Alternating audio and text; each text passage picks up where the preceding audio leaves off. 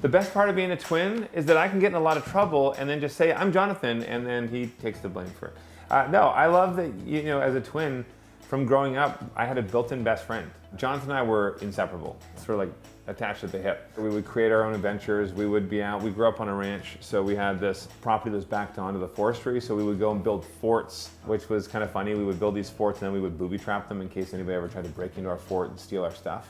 We literally had nothing of value in the fort. It was just in the bushes.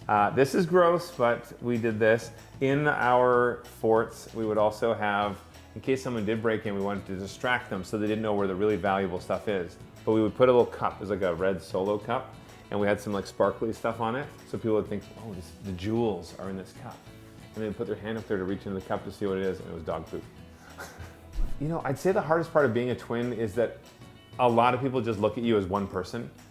Nobody realizes you have separate personalities and that you are your own individual people. You have your own interests, even though we do have a lot of similar interests. That's always something I think that bugs any set of twins, is when you're just considered one person.